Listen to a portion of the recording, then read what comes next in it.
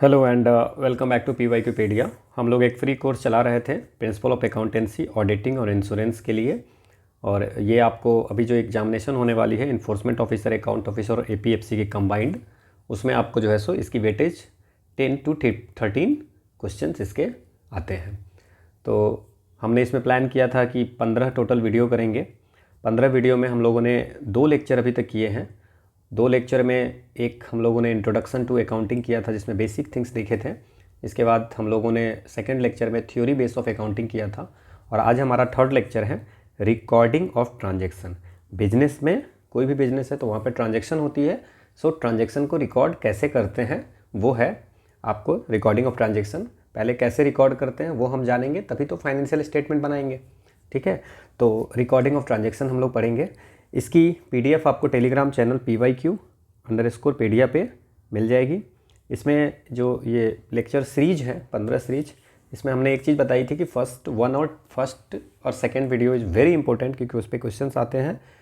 इसके बाद जितने भी न्यूमेरिकल्स हैं वो हम साथ साथ तो कर ही रहे हैं, साथ में जो हमारा लास्ट लेक्चर 9th होगा, 9th प्रिंसिपल ऑफ अकाउंटेंसी का लास्ट लेक्चर, उसमें हम लोग और भी जो इन्वेंटरीज के क्वेश्चंस कुछ लीफो फीफो के पूछे हुए हैं वो वहाँ पे हम लोग कर लेंगे।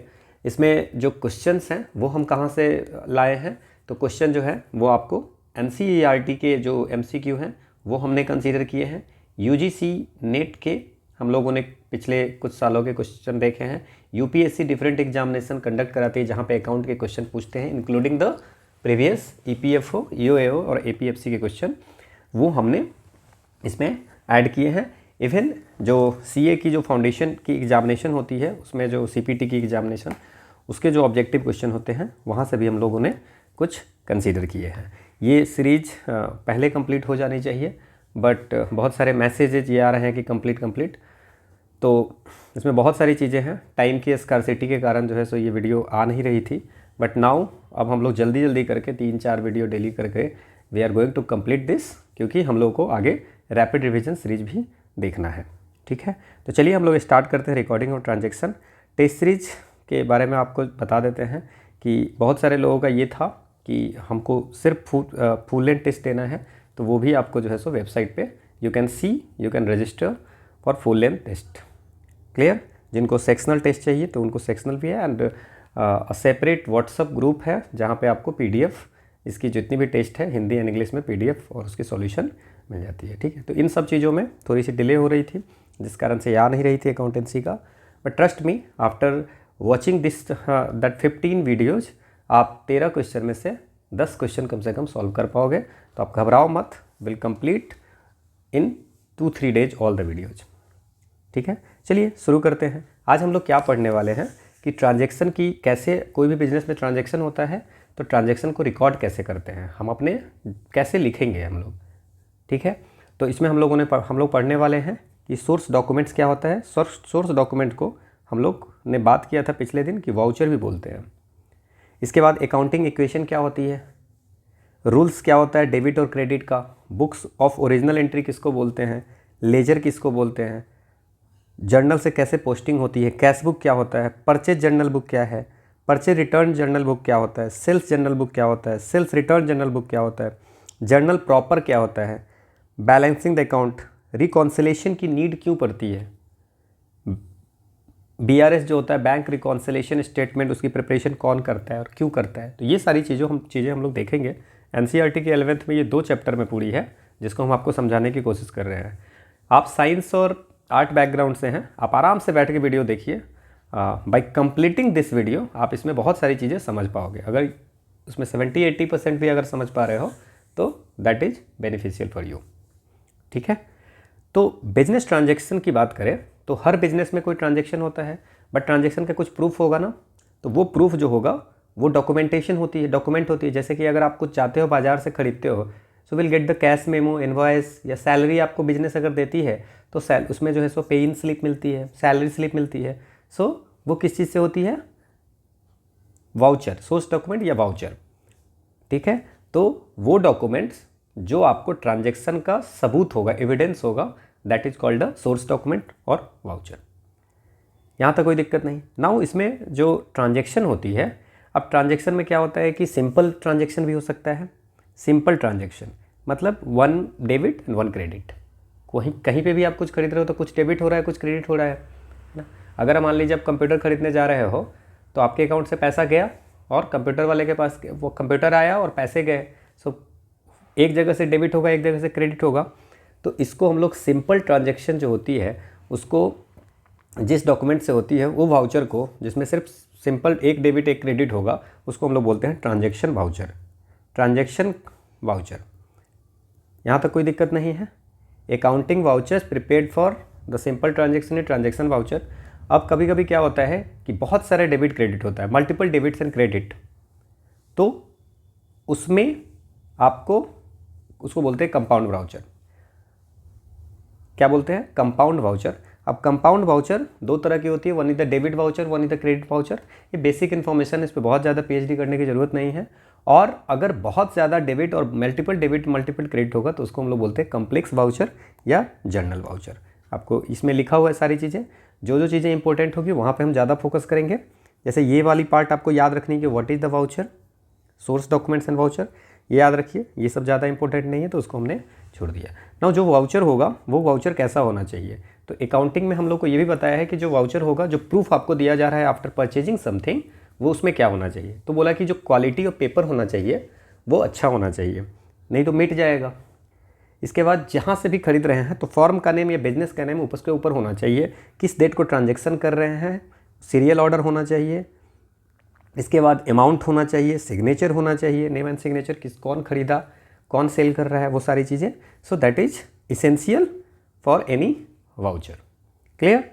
इसके बाद अकाउंटिंग इक्वेशन जो हम लोगों ने कल भी पढ़ाया है कि जो बिजनेस का जो एसेट्स होता है, किसी बिजनेस का जो एसेट्स होता है वो हमेशा इक्वल होता है लायबिलिटीज और कैपिटल।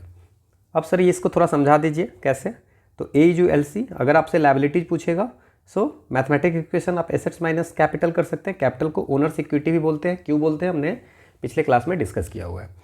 एक चीज़ और समझिए कि सर ये समझा दीजिए कि एसेट्स कैसे लायबिलिटीज और कैपिटल के बराबर होता है।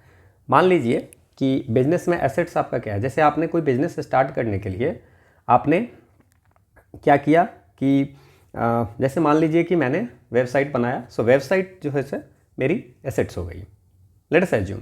अब वेबसाइट बनाने में मान लीजिए कि हमें 1 लाख रुपया लगा, सो 1 लाख रुपीज़ हमें वेबसाइट बनाने में लगा। अब 50,000 जो है हमने कहीं से लिया और 50,000 रुपया मेरा था, तो मेरा जो था so that is the capital जो हमने इन्वेस्ट किया, और 50,000 जो है सो हमने कहीं और से लिया है विच इज़ लायबिलिटीज। पर हमारा एसेट्स कितने का है? 1 लाख का टोटल है। So this is assets is equal to liabilities plus capital और ओनर्स इक्विटी। नाउ ये जो अकाउंटिंग इक्वेशन है इसको बैलेंस शीट इक्वेशन भी बोलते हैं, बिकॉज जो अकाउंटिंग इक्वेशन है ये आपको बेसिक्स है बैलेंस शीट का। बैलेंस शीट में आपको ये चीज़ें एसेट्स लायबिलिटीज कैपिटल इस सब के बारे में रहती है सारी, तो इसको हम लोग बैलेंस शीट इक्वेशन भी बोलते हैं। This is the fundamental of a balance sheet. Now हमारे जो अकाउंट्स होते हैं वो 5 भाग में बांटे गए हैं। कितने भाग में? 5 कैटेगरीज में। अगर हम कोई भी ट्रांजेक्शन होता है तो एसेट्स बना हमारा, या लायबिलिटी हुआ हमसे ट्रांजेक्शन अगर हम हुआ, या कोई कैपिटल आया, या कोई हम खर्चा किए हो, या हमारा लॉस हुआ हो, या रेवेन्यू इनकम हुआ है, या गेन्स हुआ है। ये 5 कैटेगरी है। अगर हम कोई भी ट्रांजेक्शन को रिकॉर्ड करते हैं तो इसी 5 कैटेगरी में होता है। अब इसको जो आपको रिकॉर्ड करना है इसमें 2 फंडामेंटल रूल्स हैं। पहला हमारा है एसेट्स या एक्सपेंस के लिए याद रखना है, एसेट्स हो या एक्सपेंस या लॉसेज होगा। तो फॉर अगर एसेट्स क्या होगा? एसेट्स होगा जो बिजनेस ओन कर रहा है, हमारे लिए कौन सा होगा? वेबसाइट।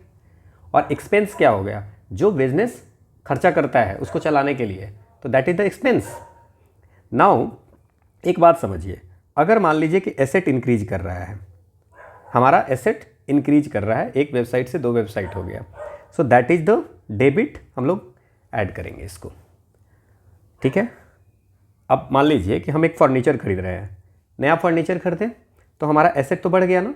अभी हमारे पास फर्नीचर नहीं था, we bought few furnitures, so our assets increases, so it's means debit furniture account. अब समटाइम इट हैपेंस कि हमारे पास में पुराना कंप्यूटर है, उसको हमने बेच दिया, तो हमारा एसेट्स क्या हुआ? डिक्रीज कर गया। पहले एसेट जो था 1 लाख का था, अब वो बेचने के बाद ये हो गया, सो that is the credit computer account. समझ में आया? क्लियर? यहाँ तक कोई दिक्कत नहीं है।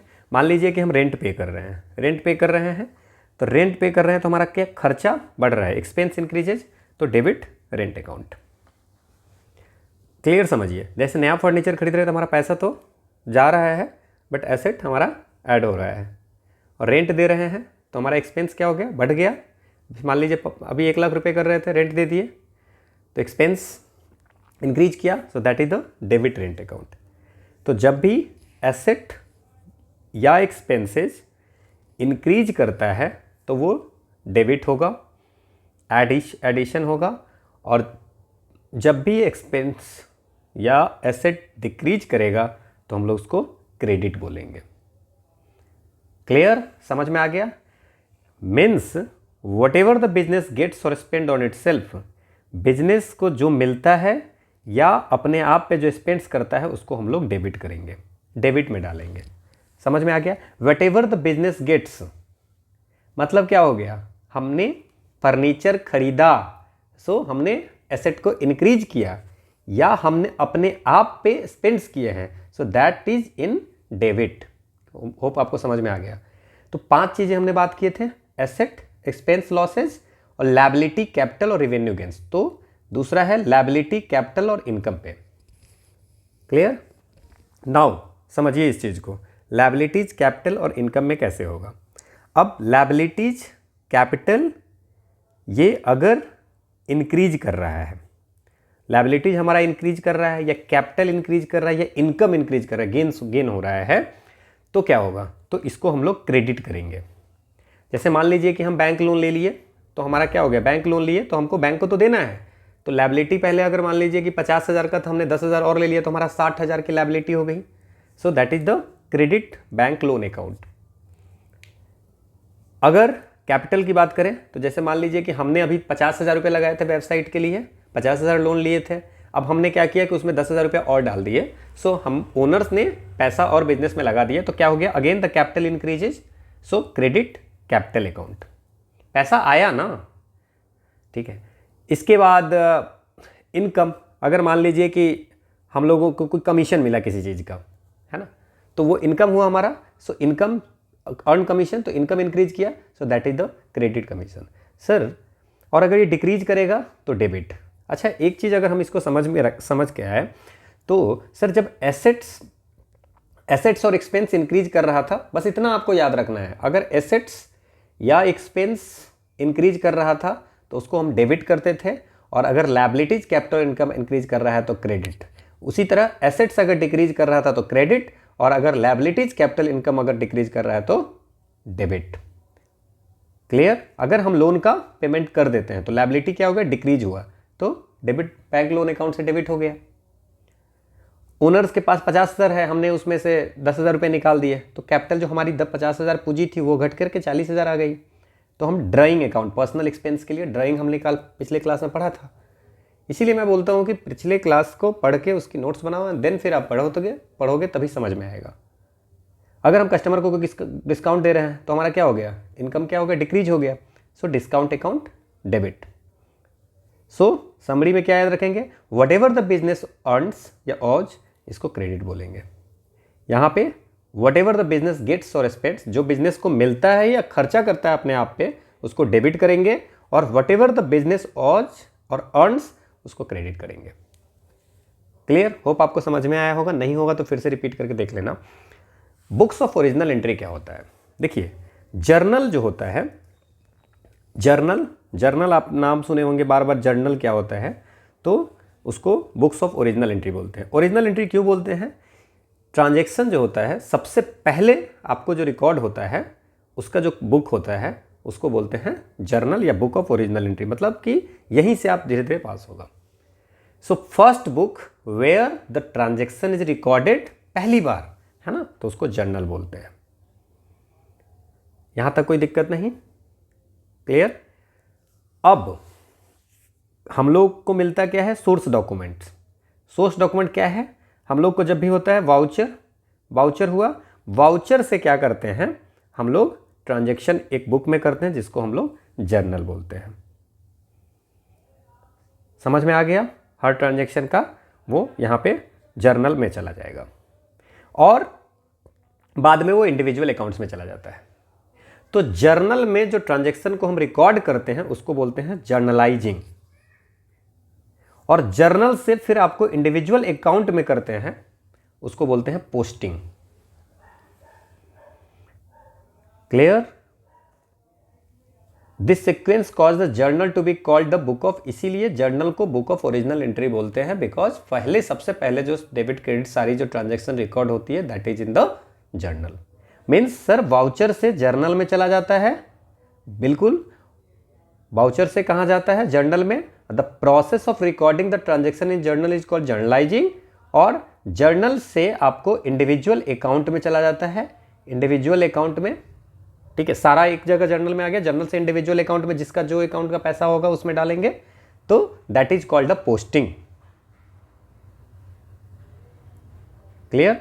तो ठीक है, और लेजर अकाउंट को प्रिंसिपल बुक ऑफ एंट्री बोलते हैं, हम लोग आगे पढ़ेंगे। नाउ जर्नल में भी बहुत तरह के बुक होते हैं, तो जर्नल में डिफरेंट बुक्स होते हैं। एक जर्नल प्रॉपर होता है, कैश बुक होता है, अदर डे बुक होता है, परचेज जर्नल बुक होता है, सेल्स जर्नल बुक होता है, परचेज रिटर्न बुक होता है, सबका अलग अलग बुक है जो उसमें हम लोग मेंशन करते हैं। ठीक है, नाउ जर्नल के बारे में थोड़ा सा हम पढ़ते हैं। अभी तो हम समझ में आ गया कि वाउचर से हम लोग सर जर्नल में सारी चीज़ें मेंशन करते हैं, that is the book of original entry.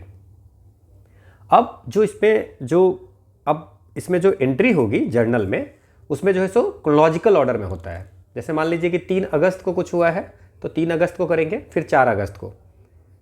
समझ में आया? ऐसा नहीं करेंगे कि 4 अगस्त वाला पहले कर देंगे। और हर ट्रांजैक्शन को हम लोग सेपरेटरी आपको डेबिट क्रेडिट में लिखेंगे।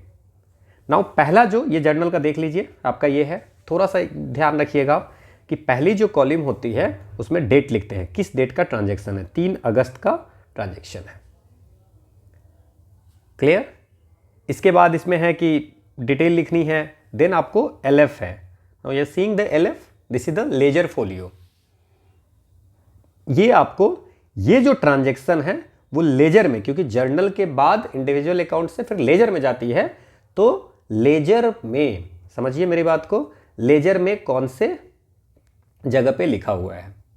सो यहां पे लिखा होता है पेज नंबर कि ये जो आपको ट्रांजैक्शन है, इस डेट का जो ये ट्रांजैक्शन है वो लेजर में कौन से पेज नंबर पे लिखा हुआ है, लेजर बुक के कौन से पेज नंबर। तो यहां पे हम लोग क्या मेंशन करते हैं लेजर फॉलियो में, page number of the laser book.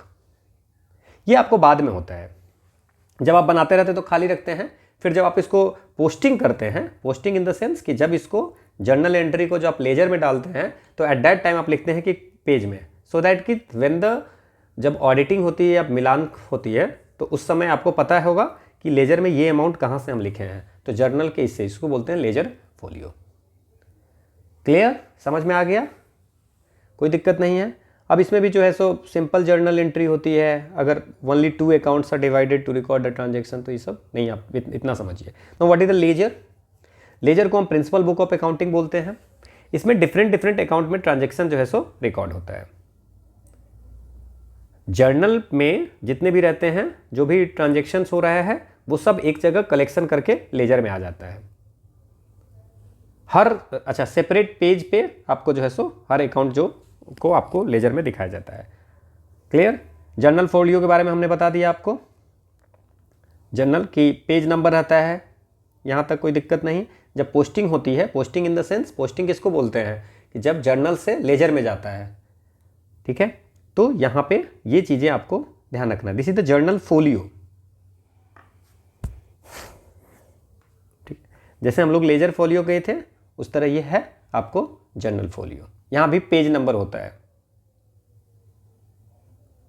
ठीक है, तो ये लेजर का देख लीजिए format, particulars, amount, date, particular, और ये आपको ऐसे रहता है, डेबिट और क्रेडिट इसमें आपको मेंशन करना रहता है। क्लियर? यहाँ तक कोई दिक्कत नहीं है। Now what is the difference between the journal and ledger? हमारी जो अकाउंटिंग सिस्टम है that is the double entry system. ठीक है, तो डबल एंट्री सिस्टम में आपको जर्नल और लेजर जो है सो बहुत ज़्यादा इंपॉर्टेंट होता है। जर्नल फर्स्ट एंट्री, लेजर जो होता है सेकेंड एंट्री, जर्नल के बाद जर्नल की सारी डाटा को। अच्छा, एक चीज़ आप इसमें समझ रहे हैं ना कि वाउचर पहले हम लोग देते हैं, वाउचर से हम लोग जर्नल में लिखते हैं, जर्नल से हम लोग किस में लिखते हैं, आपको लेजर में लिखते हैं। यहाँ तक तो आपको कोई दिक्कत नहीं होगी। तो जर्नल में मैंने बोला कि क्रोनोलॉजिकल होता है कि डेट बाय डेट करते हैं, और यहाँ पे ये analytical record, they are not going to ask you कि what is the difference between the journal and ledger. Basic आपको पता होना चाहिए बस। क्लियर? तो सोर्स एंट्री कहाँ से आया, वाउचर से देख करके, एंड देन फिर जर्नल से इसमें करते हैं। यहाँ तक कोई दिक्कत नहीं है। और इसमें ट्रांजैक्शन वाइज रहता है कि कितने तारीख को क्या ट्रांजैक्शन हुआ, इसमें कौन कौन से अकाउंट में क्या हुआ है, so that is in the ledger. Journal को रिकॉर्ड करने की प्रोसेस को जर्नलाइजिंग, और रिकॉर्डिंग इन द लेजर को बोलते हैं पोस्टिंग, जो कि हम लोगों ने देखा था। नाउ लेजर अकाउंट जो होता है वो बहुत तरह से होते हैं। लेजर अकाउंट भी पांच कैटेगरी में होता है। नाउ एसेट्स की अलग अकाउंट होगी, मैंने अभी बताया है कि डिफरेंट अकाउंट्स होती है ना। हमने क्या बात किया है, हमने बात किया है कि जो जर्नल होता है, जर्नल में आपको जो है सो ट्रांजेक्शन वाइज होती है, और लेजर में अकाउंट्स वाइज होती है। तो हमने जो ट्रांजेक्शन किए हैं वो वाउचर में, तो हम लोगों ने कुछ खरीदे हैं, कुछ बेचे भी हैं, बिजनेस में ट्रांजेक्शन हुई है, तो so we created some assets, कुछ हमारी लायबिलिटीज भी है, कुछ हमारा कैपिटल ऐड हुआ है या रिड्यूस हुआ है, कुछ रेवेन्यू हुई है, गेंस हुई है, एक्सपेंस लॉस हुई है, इन सब को अलग अलग। क्लियर? और इसमें भी हम लोग क्या करते हैं, ये सारे अकाउंट को दो भाग में बांट देते हैं। मतलब एसेट्स में दो तरह के एसेट्स हो गया, one is the permanent, one is the temporary account. Liabilities permanent और टेम्पररी, कैपिटल परमानेंट टेम्पररी। जो परमानेंट होता है वो जैसे फर्स्ट इस अकाउंटिंग पीरियड में जो भी ट्रांजैक्शन हुआ, तो वो आपको जो है सो अगले में अकाउंटिंग पीरियड में फॉरवर्ड हो जाएगा नेक्स्ट में। और अगर टेम्पररी होगा तो जैसे कि टेम्पररी है तो अकाउंटिंग पीरियड खत्म होते होते उसको क्लोज कर देना है, और क्लोज करके प्रॉफिट और लॉस अकाउंट में, ट्रेडिंग और प्रॉफिट और लॉस अकाउंट में डाल देना है। क्लियर? तो बैलेंस शीट में सिर्फ जो परमानेंट अकाउंट्स होते हैं वही अपीयर होते हैं। इसका क्या मतलब हुआ कि सर याद क्या रखेंगे, जितने भी एसेट्स बने हैं या हमारी लायबिलिटीज हुए हैं या कैपिटल बने हैं वो सब परमानेंट अकाउंट है, that is mention in the balance sheet. और जितने भी खर्चे हुए हैं, एक्सपेंस हुए हैं, all revenue and expenses accounts, these are the temporary account. और इसको हम लोग प्रॉफिट और लॉस वाले में डाल देते हैं।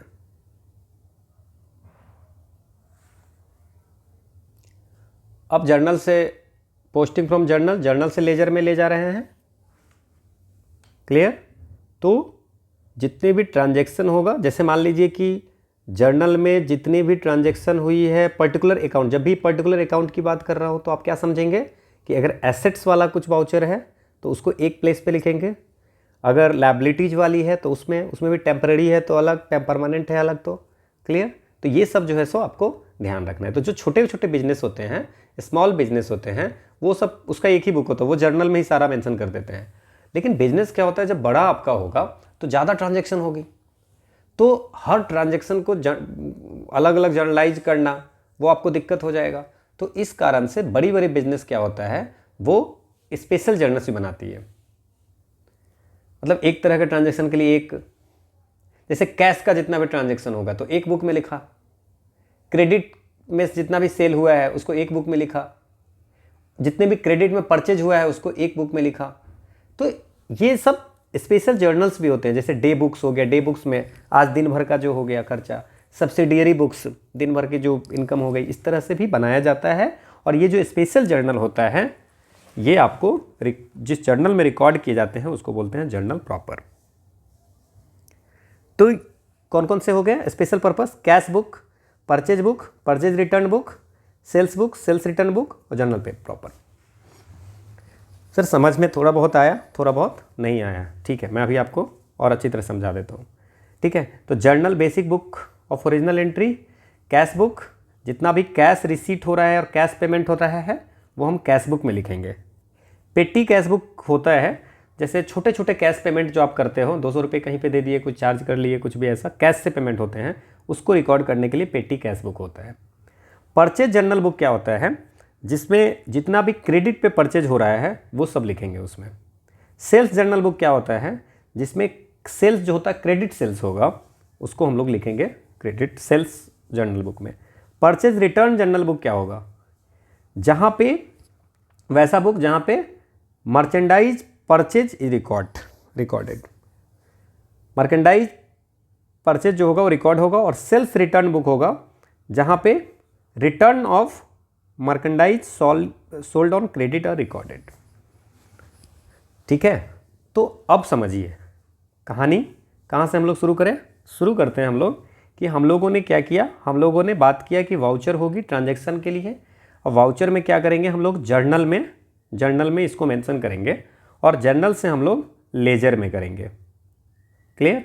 अब इसमें जब छोटे मोटे होते हैं बिजनेस तो वहाँ पे आपको एक ही जर्नल में काम चल जाता है, बट बिजनेस जब एक्सपेंड करता है तो हम लोग को डिफरेंट अकाउंट डिफरेंट अलग अलग जर्नल करने पड़ते हैं। जैसे कैश से जो भी हम लोगों का रिसीट होता है या कैश से पेमेंट होता है वो हम लोग एक अलग जगह पे जर्नल में लिखेंगे। पेटी कैश बुक होता है जिसमें कि अगर छोटे छोटे कैश पेमेंट जो होंगे वो उसमें मेंशन करेंगे। इसके बाद क्रेडिट परचेज जो होगा वो अलग लिखेंगे, क्रेडिट सेल जो होगा वो अलग लिखेंगे। सब डिवाइडेड करके हम लोग इसमें डिफरेंट करेंगे जिसमें दिक्कत नहीं होगा। और लेजर में तो अकाउंट के बेसिस पे होता है कि इसमें जितने भी, जैसे मान लीजिए कि अगर जर्नल में आपको कुछ रिकॉर्ड हुआ है तो कुछ खरीदे भी गए ट्रांजैक्शन, जैसे कैश में ही मैंने बोला है कि कैश रिसीट भी हुआ है या कैश का पेमेंट भी हुआ होगा, दोनों रिकॉर्ड करना है उसमें। ठीक है, तो इट माइट पॉसिबल कि एसेट की क्रिएशन हो या लायबिलिटीज हो हमारा, तो इन बोथ द केसेज आपको लेजर में क्या करते हैं, based on the account basis पे लिखते हैं। और अकाउंट जो होते हैं वो पांच प्रकार के होते हैं। Asset account, liabilities account, capital, revenue gains account या एक्सपेंसेस लॉस अकाउंट होते हैं। अब इसमें भी क्या होता है कि they are the permanent account होते हैं और टेम्पररी अकाउंट होते हैं। परमानेंट अकाउंट जो होता है वो अगले अकाउंटिंग पीरियड में फॉरवर्ड हो जाता है, और टेम्पररी अकाउंट जो होता है वो अकाउंटिंग पीरियड के अंत में जो भी प्रॉफिट हुआ है लॉस हुआ है अकाउंट में डाल के उसको ख़त्म करते हैं।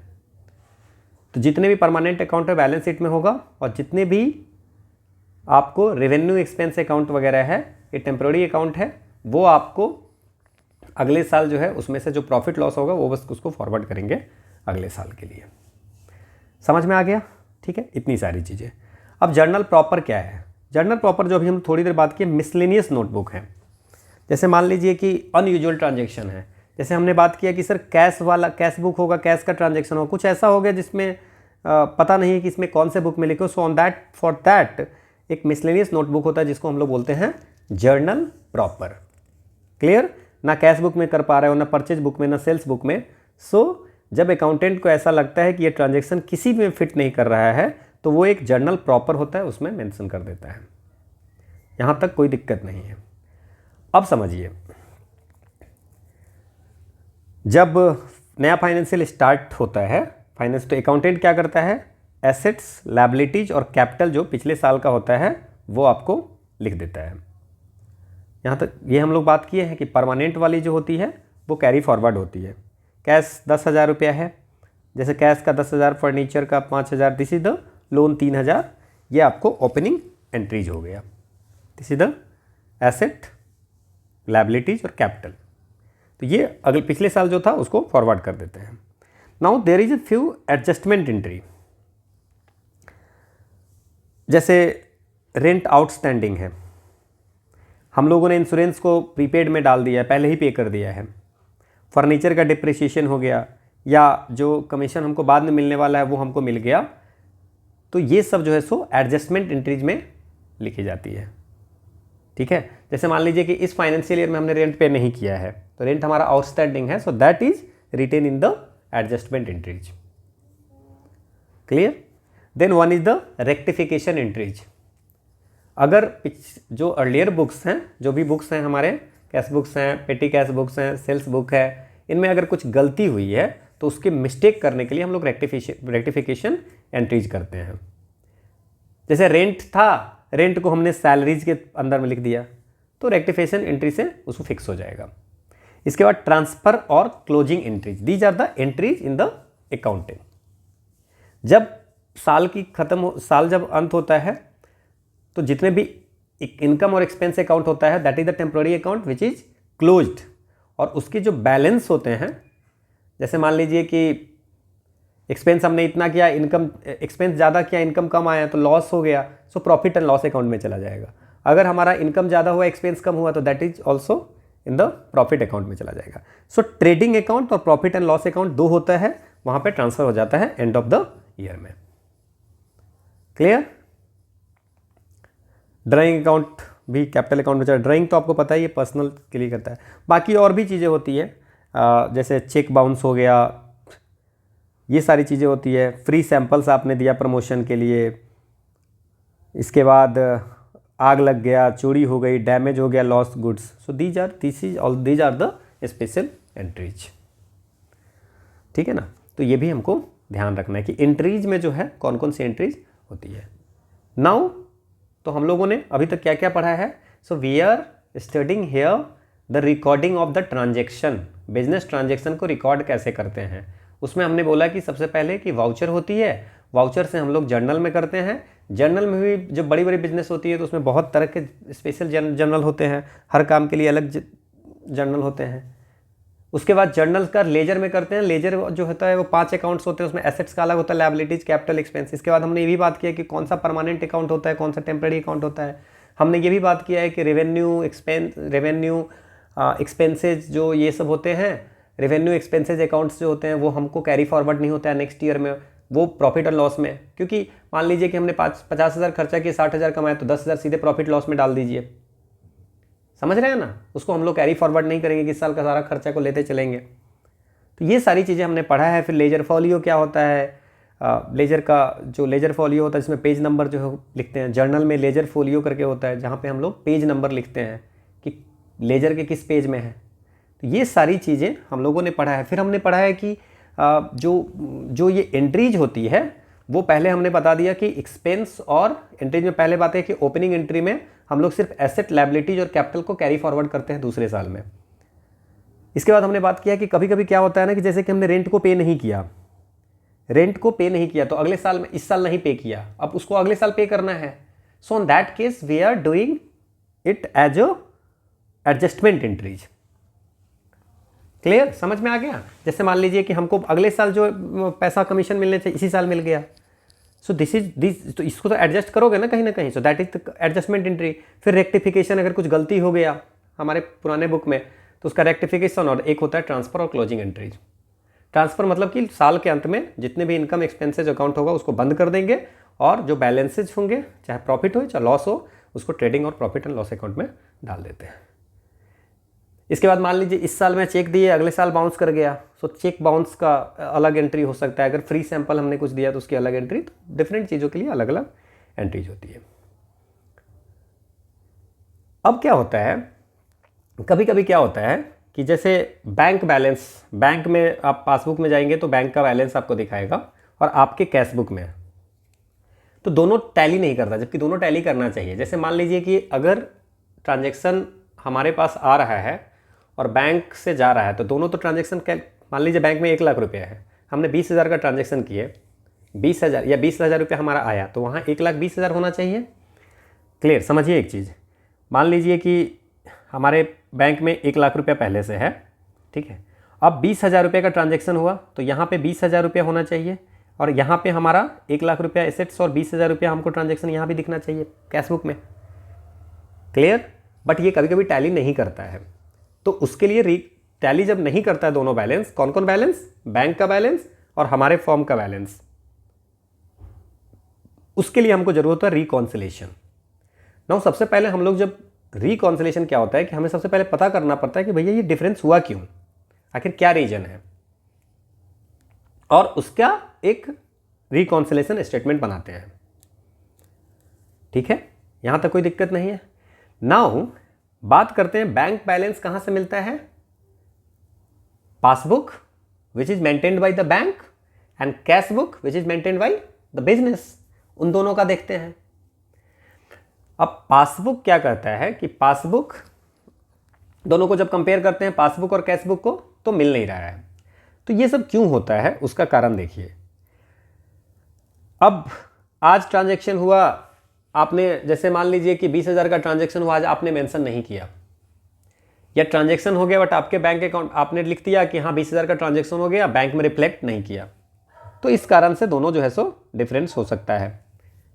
या ऐसा है कि उस जैसे मान लीजिए कि आज ट्रांजैक्शन आपका हुआ तो आपने 10,000 लिख दिया, बट वो रिफ्लेक्ट हुआ बैंक के अगले दिन, तो बैंक अगले दिन देखा तो आज तो आपका मैच नहीं करेगा दोनों का अकाउंट। 20,000 का ट्रांजैक्शन हुआ, आपने सोचा कि बैंक में 20,000 चला गया, बट 20,000 आज गया नहीं, तो वो आपको मैच नहीं करेगा।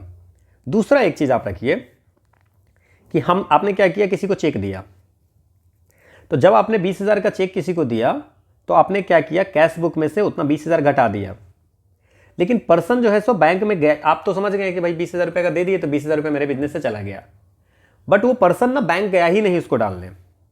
तो बैंक में तो पैसा, जैसे मान लीजिए कि 1,00,000 रुपये आपके अकाउंट में है, now you gave the 20,000 cheque, तो आपने मान लिया कि हमारे 80,000 होगा, बट बैंक में तो वो गया ही नहीं, तो बैंक में तो 1,00,000 ही दिखाएगा, मोर मनी। क्लियर, समझ में आ गया? ध्यान रखना है ये सारी चीजें। दूसरी चीज क्या होगा, आपको किसी ने चेक दिया, चेक से खरीदा, अब आपने क्या किया, उस चेक को बैंक में जाके दे दिया, बैंक में चेक दिया और आपने क्या किया, आपने कहा कि भाई मेरा बैलेंस जो होगा अब 1,20,000 हो जाएगा, बट बैंक उसको क्लियर नहीं किया अभी तक चेक को, तो बैलेंस 1,00,000 ही दिखाएगा।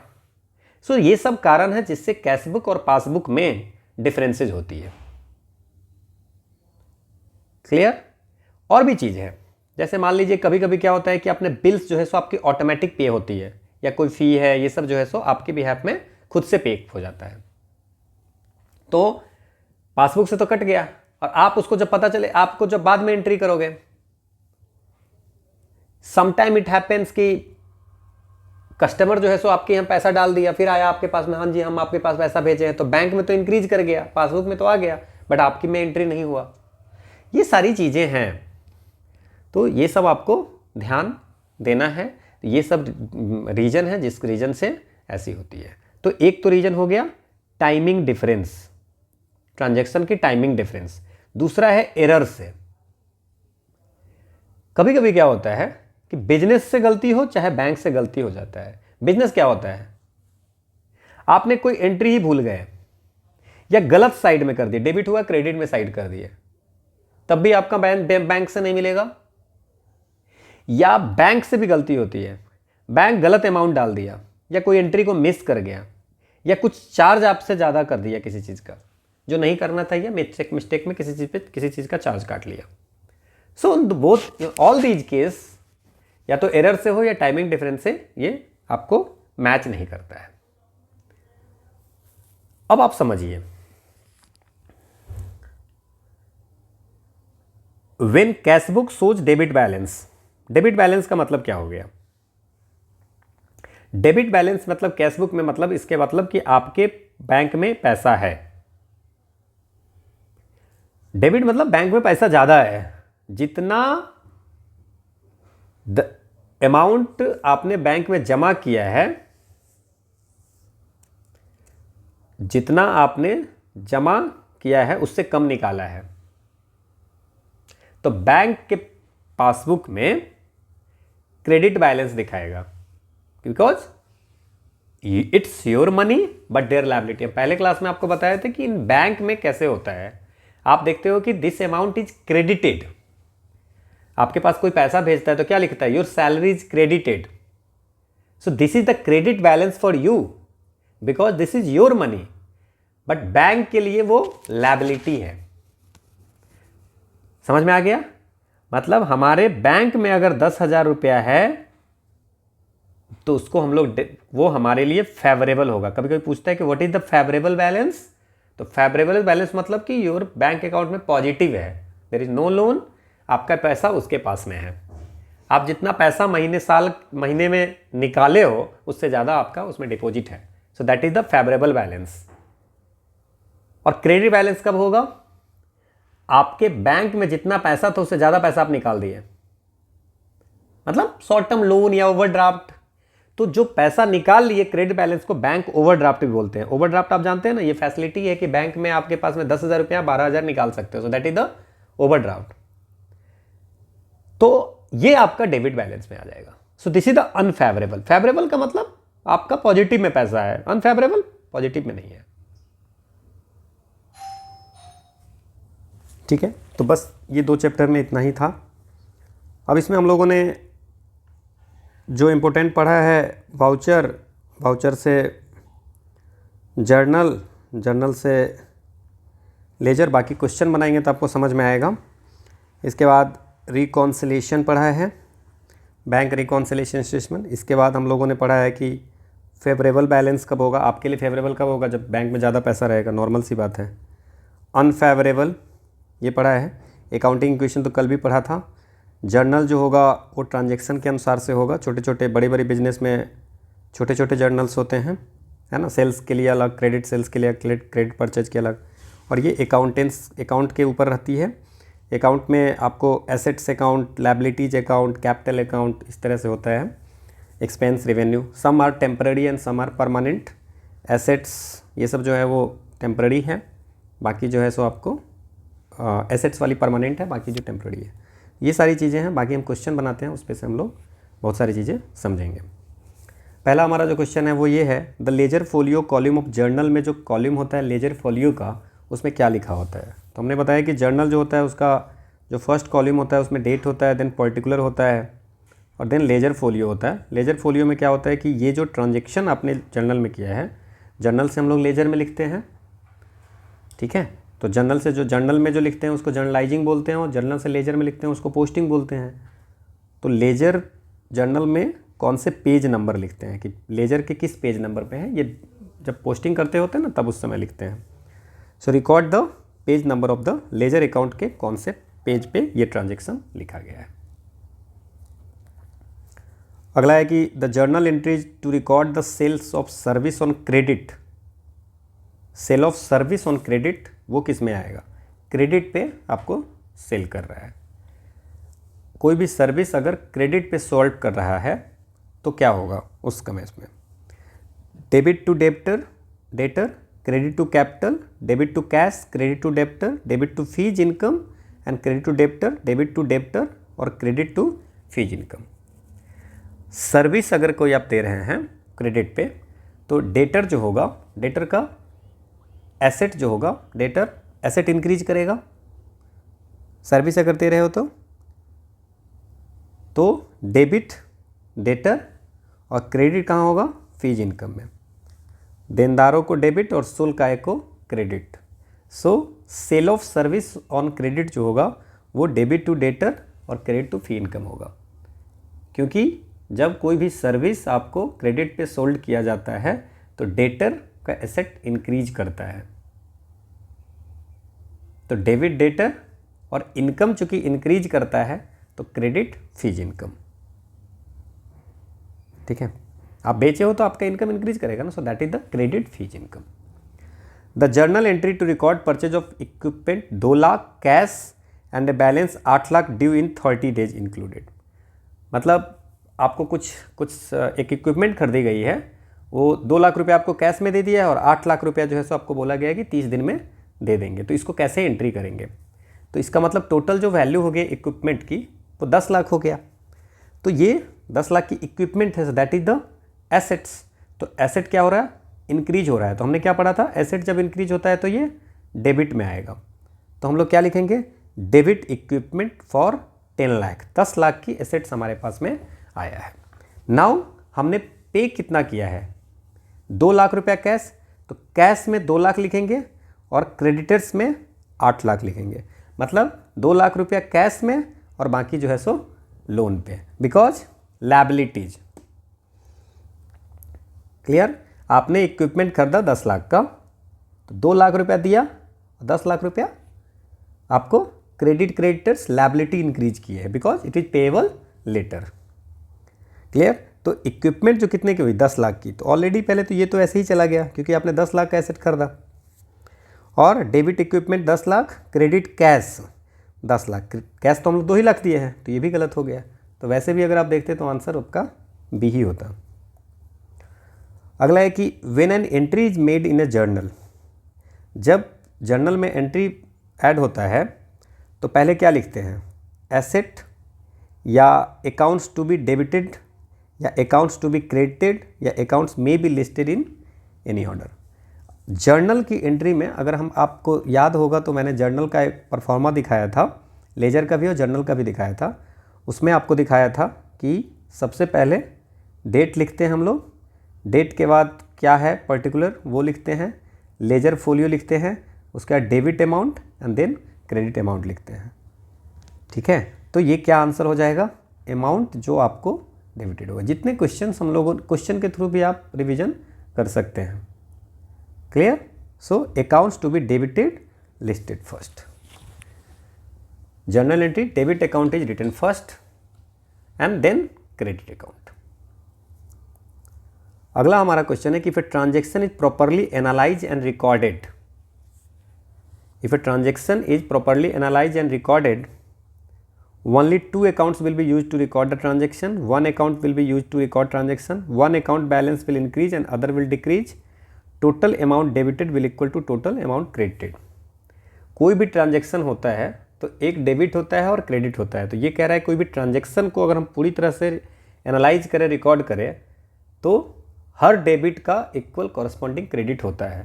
सो दोनों साइड हमेशा बैलेंस होता है। So the answer should be D. Clear? अगला क्वेश्चन है the journal entry to record payment of monthly bill, monthly bill की पेमेंट अगर है तो उसको आप कहाँ लिखोगे। मंथली बिल की पेमेंट है तो debit monthly bill and credit capital,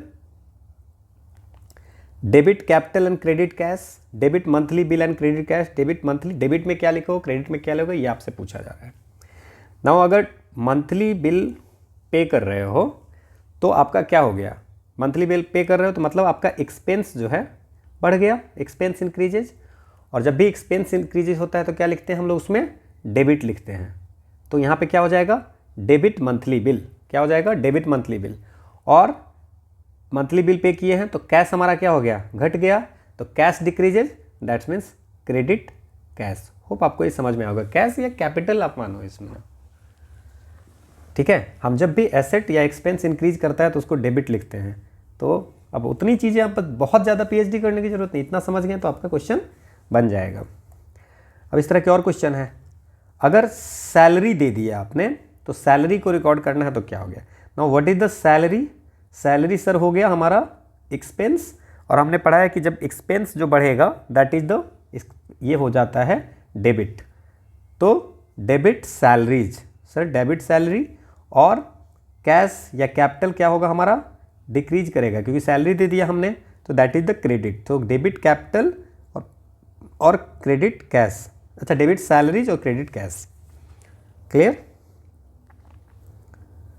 अगला क्वेश्चन है कि वाउचर क्यों बनाया जाता है। तो वाउचर, कैश आपको मिला या आपने पे किया या क्रेडिट सेल किया या क्रेडिट परचेज किया, ये सारे हो जाएंगे। वाउचर जो डॉक्यूमेंट्स है वो उसमें हर चीज़ होती है। आप परचेज कर रहे हो कैश से या क्रेडिट से या सेल कर रहे हो तो सबका इसमें जो है सो डॉक्यूमेंटेशन होती है। अगला है कि वाउचर प्रिपेयर्ड फ्रॉम, वाउचर कहाँ से प्रिपेयर होती है। सो डॉक्यूमेंट्री एविडेंस है ये, जर्नल एंट्री, लेजर अकाउंट। तो हमको ये पता है कि वाउचर जो है वो आपको डॉक्यूमेंट्री एविडेंस है, फ्रॉम द वाउचर जर्नल होता है और जर्नल से लेजर होता है। अगला क्वेश्चन है कि how many side does an account have, अकाउंट्स में कितने साइड होते हैं। So one is the debit और one is the credit, debit left में होता है, क्रेडिट राइट में होता है। So there is a two account. अगला है कि a purchase of machine for cash should be debited. Now think, machine क्या है, ये आपको फिक्स्ड एसेट है।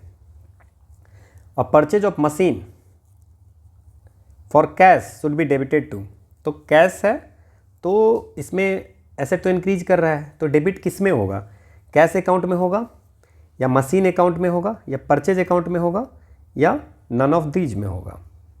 मशीन जो है हमारा आपको फिक्स्ड एसेट है, परचेज अकाउंट में नहीं होगा, कि परचेज अकाउंट में तब होता है जब परचेज फॉर आपने सेल रॉ मटेरियल खरीदा because you want to sell that raw material, so वो हो जाएगा तब परचेज होता है। So this comes under the machine account, purchase of machine, because this is the fixed asset, तो इसको हम लोग मशीन अकाउंट में डालेंगे। अगला क्वेश्चन है वही accounting equation, asset which of the following is a correct. So asset is equal to capital plus liabilities. अगला है कि cash withdrawn by the proprietor should be credited to. हमने ये बात किया है कि पिछले क्लास में पढ़ा था कि पैसा अगर निकाल रहा है प्रोप्राइटर, जो मालिक है वो निकाल रहा है, तो पर्सनल यूज के लिए कैश अगर विथड्रॉन कर रहा है पर्सनल यूज के लिए, तो कैश विथड्रॉइंग अकाउंट में होगा, कैपिटल अकाउंट में, प्रॉफिट एंड लॉस अकाउंट में, कैश अकाउंट में। नाउ अगर ये पैसा निकाल रहा है तो इसका मतलब ड्राइंग बढ़ा, ड्राइंग इंक्रीज किया, ड्राइंग इंक्रीज किया, और कैश जो होगा वो डिक्रीज किया। ड्राइंग इंक्रीज किया तो debit drawing and credit cash. Drawing increase किया तो डेबिट ड्रॉ कर इंक्रीज कर गया। समझ में आया आपको? So that should be in the cash account. आपसे पूछ रहा है कि क्रेडिट कहाँ पे होगा, सो कैश अकाउंट में। क्लियर? हमने पढ़ा भी था इसको ना, कि अगर मान लीजिए कि ओनर पैसा निकालता है तो कैपिटल क्या हो गया, कैपिटल डिक्रीज कर गया। जब कैपिटल डिक्रीज करता है तो इसको हम लोग डेबिट बोलते हैं। कैपिटल डिक्रीज करता है तो ड्राइंग, तो ड्राइंग जो हो गया वो डेबिट ड्राइंग हो गया और क्रेडिट कैश हो गया। पढ़ा है हम लोग, सारी हम लोग पढ़ लिए हैं, सब जो पढ़े हैं उसी पे क्वेश्चंस हैं और बेसिक्स हैं। नहीं समझ में आया तो एक दो बार देखोगे तो आपको ये चीज़ें समझ में आ जाएगी। अगला है कि फाइंड द करेक्ट स्टेटमेंट। क्या है स्टेटमेंट? स्टेटमेंट है कि क्रेडिट, फिर से इसको अच्छे से पढ़ना, क्रेडिट डेबिट में ज़्यादा कन्फ्यूजन नहीं करना है। Credit a decrease in asset, decrease in asset, asset का डिक्रीज है। दूसरा है कि एक्सपेंस इंक्रीज करता है, एक्सपेंस इंक्रीज कर रहा है। इंक्रीज रेवेन्यू, रेवेन्यू इंक्रीज कर रहा है और कैपिटल इंक्रीज कर रहा है।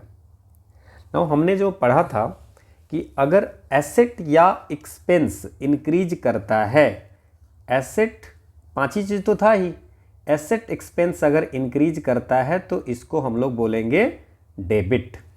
क्लियर? समझ में आ गया? और इनकम, लायबिलिटीज और कैपिटल ये इंक्रीज करता है तो इसको बोलते हैं credit. Again the same thing, अगर एसेट और एक्सपेंस डिक्रीज करता है तो क्रेडिट, और इनकम, लायबिलिटीज और ये जो है सो इंक्रीज करता है तो इसको डेबिट। इस पे क्वेश्चन आएगा और आप इसको सॉल्व करके आओगे। कैपिटल इंक्रीज करना हो, the increase in the capital, so this is credit the increase in capital. क्योंकि अगर हमारा रेवेन्यू इंक्रीज कर रहा है दैट्स मीन्स इनकम इंक्रीज कर रहा है, तो इनकम में डेबिट नहीं होगा। एक्सपेंस अगर इंक्रीज कर रहा है तो ये डेबिट होता है, इट्स नॉट क्रेडिट। ये भी फॉर्मूला अगर 2 लाइन याद रखोगे तो आपका काम चल जाएगा।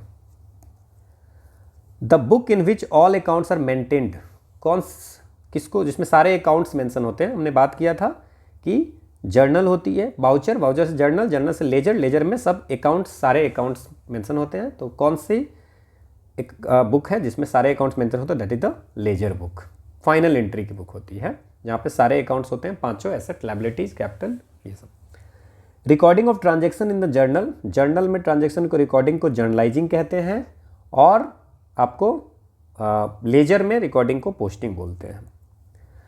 अगला है कि when a firm maintains a cash book it needs not maintain, अगर कोई फॉर्म कैश बुक को मेंटेन कर रहा है तो इसको जर्नल प्रॉपर को मेंटेन करने की ज़रूरत नहीं है। परचेज जर्नल बुक को नहीं। हमने एक चीज़ पढ़ा था उसमें कि जो बड़ी बिजनेस होती है वहाँ पे एक, जैसे छोटा बुक तो उसमें एक जर्नल से सब कुछ मेंशन कर दिया। बड़ा जो होता है उसमें डिफरेंट डिफरेंट बुक करना पड़ता है, जैसे कैश बुक हो गया, then purchase journal book, sales journal book, ये सारी मेंशन करते हैं वो। और इवन स्पेशल बुक एक होती है जिसमें कोई भी ये 4-5 का नहीं आता है, कौन से बुक में डाले तो उसको जर्नल प्रॉपर में डालते हैं। तो ये तो है ही। तो a firm maintain a cash book, तो उसको जर्नल प्रॉपर भी करनी है, परचेज बुक भी, सेल्स बुक, ये सेल्स जर्नल, रिटर्न बुक, सब ये सब भी करने हैं। क्या मेंटेन नहीं करने? Bank and cash account in the ledger. So this option not maintain, तो ये cash book itself serve as a cash and bank account, so separate ledger account aren't needed. Now double column cash book records all transaction, cash and bank transaction, only cash transaction, only credit transaction. Double column cash book है, 2 column होता है, एक होता है cash का और एक होता है बैंक का ट्रांजेक्शन। ठीक है, so cash and double column cash book record जो होता है एक कैश के लिए होता है और एक बुक के लिए बैंक के लिए होता है। Goods purchase on cash, cash में अगर कोई गुड्स परचेज हुआ तो कहाँ लिखेंगे, नॉर्मल कैश पेमेंट में इन्वॉल्व है तो कैश बुक में, ठीक है ना, परचेज रिटर्न जर्नल वगैरह में नहीं। एसेट खरीदते तो फिर मशीन अकाउंट में। Cash book does not record the transaction, cash book में क्या नहीं रिकॉर्ड होता है, तो कैश बुक में जितनी भी कैश और बैंक ट्रांजेक्शन होता है वही होता है, तो क्रेडिट वाला नहीं होता है, कैश क्रेडिट नेचर का ट्रांजेक्शन नहीं होता है। Clear? Total of these transaction is posted in purchase account, total of these transaction is posted in purchase account. Purchase furniture को परचेज कर रहे हो तो एसेट्स हुआ, purchase return purchase of stationery, total of these transaction is posted in purchase account. किसका purchase account में कौन सा पोस्टेड होगा? जितने भी परचेज होते हैं ना, चाहे वो कैश से हो या क्रेडिट से हो, वो सारे आपको जो है सो परचेज अकाउंट में आपको चले जाते हैं। ठीक है, अगला है कि the periodic total of sales return journal. Sales return journal क्या होता है? इसको रिटर्न इनवार्ड जर्नल भी बोलते हैं, रिटर्न इनवार्ड जर्नल भी बोलते हैं। सेल्स रिटर्न का मतलब क्या हुआ? आपने किसी को कुछ बेचा, गुड्स बेचा और कस्टमर ने आपको रिटर्न कर दिया, so that is mention in the sales return journal. Clear? समझ में आया? तो this is the sales return journal. Period total of, period total मतलब जितनी आपने 500 सामान बेचे उसमें 50 रिटर्न हो गए, सो दैट इज द 50 का period total of sales return, that is the sales return account. Credit balance of bank account in cash book, credit balance of bank account in cash book उसको क्या बोलते हैं? तो हमने इसको ना इस पे बात किया था। Credit balance in the passbook, bank account में आपका क्रेडिट बैलेंस मतलब पैसे हैं, क्रेडिट आपके अकाउंट में हुआ मतलब बैंक में बढ़ा, बैंक के लिए लायबिलिटी है बट आपके पास तो पैसा है, सो क्रेडिट बैलेंस है, इसका मतलब बैंक में पैसा अवेलेबल है, तो वो हमारे लिए एसेट हुआ। So cash deposited in our bank, हमने बताया था कल कि आपकी salary deposit credit 5 lakh credited to your account, so that is the cash deposited in your our bank. The period total of purchase return journal कहाँ पे जाएगा? परचेज रिटर्न जनरल का रेट देखिए, अभी हम लोग थोड़ी देर पहले क्या पढ़ा था? सेल्स रिटर्न जनरल, कि आप जो भी सेल करते हो उसमें कुछ कस्टमर रिटर्न कर देता है कुछ गुड्स को, that is the sales return general.